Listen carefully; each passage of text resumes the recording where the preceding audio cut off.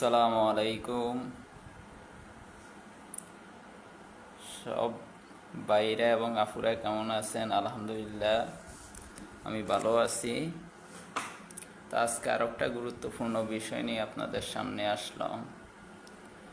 আমরা আসলে বর্তমান দুনিয়ার মধ্যে যেভাবে চলাফেরা করতেছি, মোটামুটি আমাদের নোয়াখালীতে তবুও এখনও আপনার চলাফেরার মধ্যে কিছুটা পার্থক্য আছে।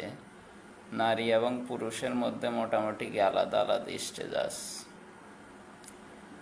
বাট আমার কথাটা হচ্ছে এটাই, আমরা যারা মুসলমান আছি আমাদের সবারই কিন্তু কি, পুরুষ হচ্ছে ঘরের জিম্মাদার।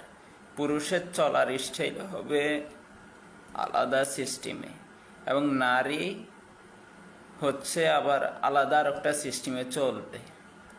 কিন্তু পুরুষ চলবে আপনার নেতৃত্ব হচ্ছে তাদের অধিকার, আর নারী যারা আছে তারা সবসময় পর্দার সহিত চলবে, এমনকি ইসলামিক যত নীতিগুলো আছে বা শরিয়ার মধ্যে যেসব আইনগুলো আছে তারা ওইগুলো মেনে চলবে। আর পুরুষও বিশেষ করে শরীয়ত ভিত্তিক যেসব নিয়ম শৃঙ্খলাগুলো আছে ওইগুলো মেনে চলবে। কারণ দেখা গেছে কি ভাই, আমাদের হায়াত পুরাই যাইতেছে, আমাদের হায়াতটা শেষ হয়ে যাইতেছে। এখন আমাদের বয়স যখন 7 বছরের পর হয়ে যায়, তখন থেকে আস্তে আস্তে কি আমাদের বুঝ জ্ঞান, এমনকি নামাজ পড়ার জন্য বলা হয়, এমনকি যখন আমাদের 10, 12, 15 বছর হয়ে যায় তখন থেকে কি আমাদেরকে ইসলামের পরিপূর্ণ যেসব আইন কানুনগুলো আছে এগুলো আমাদেরকে 100% মানতে হবেই। তো এই কারণে নারীরা আপনারা কোনো সময় পুরুষ হতে যাবেন না, বা পুরুষের যেসব চলাফেরাগুলো ওইগুলো আপনারা করতে যাবেন না। কারণ পুরুষের চলাফেরার সিস্টেম হচ্ছে আলাদা সিস্টেমে, আর নারীরা বিশেষ করে আপনারা পুরুষের ড্রেস আপ করবেন না।